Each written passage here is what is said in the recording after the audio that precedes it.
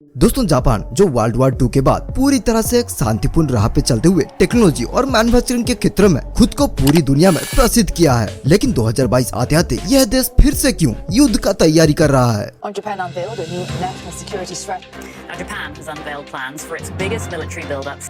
Japan is 2% of its GDP by 2027. Japan के military programme पर north Korea की धमकी। जापान जो अब खुद का डिफेंस से ज्यादा काउंटर स्ट्राइक कैपेबिलिटी बढ़ाने में तुला हुआ है, जो अपने डिफेंस बजट में अब तक $73 बिलियन डाल चुका है, यानी अपने जीडीपी का पूरा 2%। इसी के साथ साथ यह देश डिफेंस स्पेंडिंग के मामले में दुनिया का सबसे ज्यादा मिलिट्री स्पेंडर बन चुका है और इतने पैसों से नए नए वारशिप, एयरक्राफ्ट, एमुनेशन और बेहिसाब अत्याधुनिक ड्रोन्स खरीदते जा रहा है। जापान ऐसे तैयारी कर रहा है कि मानो उसके लिए कल ही युद्ध का दिन हो, लेकिन ऐसा क्यों है जो लगातार युद्ध के तैयारी में लगा हुआ है। दोस्तों देखिए, जापान भारत की तरह नापाक इरादा रखने वाले पड़ोसियों से घिरा हुआ है। एक तरफ है नॉर्थ कोरिया, दूसरी तरफ है रसिया और सामने में है चाइना। सबसे पहले नॉर्थ कोरिया, जिसके पास आज के समय 46 न्यूक्लियर वारहेड मौजूद हैं और पिछले दिनों नॉर्थ कोरियन मिसाइल जापान के ऊपर से दागे गए हैं, जिससे जापान को तो डर है, लेकिन इतना भी नहीं, क्योंकि जापान नॉर्थ कोरिया से निपटने के लिए खुद को हाइपरसोनिक एयर डिफेंस से घेर रहा है और नॉर्थ कोरिया कभी भी जापान के साथ सीधे युद्ध नहीं कर सकता, जिसके साथ कोरल आइलैंड को लेकर रसिया और जापान के बीच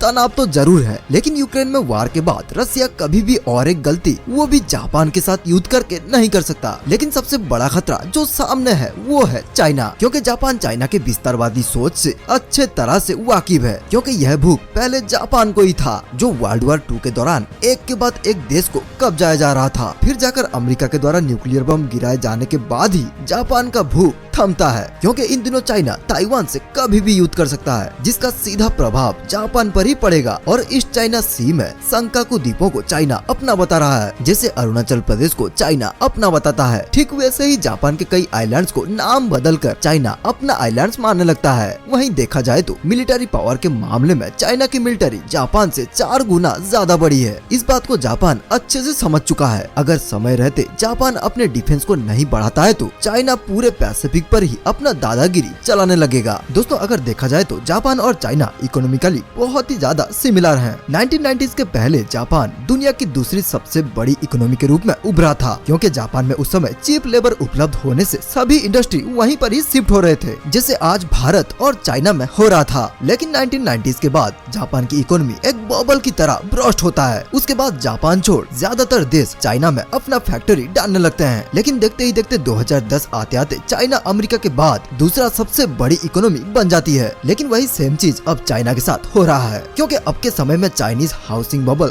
कभी भी फट सकता है, जिससे तो पूरा का पूरा इकोनॉमी गिरेगा। उसके ऊपर से चाइना में यंग लोग कम होते जा रहे हैं, जिससे अब और चाइना चीप लेबर वाला देश नहीं रहा है। इन सब से एक देश को जबरदस्त फायदा होने वाला है, और वो देश और कोई नहीं बल्कि हमारा भारत है, क्योंकि भारत के पास अब के समय में चीप लेबर तो है और ऐसी जमीन जो इंडस्ट्रीज को फलने फूलने में मददगार होगी। वहीं अब 40% अमेरिकन कंपनी चाइना से पहले ही निकल चुके हैं, जो भारत, इंडोनेशिया और वियतनाम जैसे देशों में आ रहे हैं। जैसे कि एप्पल को ही देख लो, जो इस साल के अंत तक चाइना छोड़ भारत में आने वाला है और लगातार भारत में अपने आउटलेट्स खोलते जा रहा है।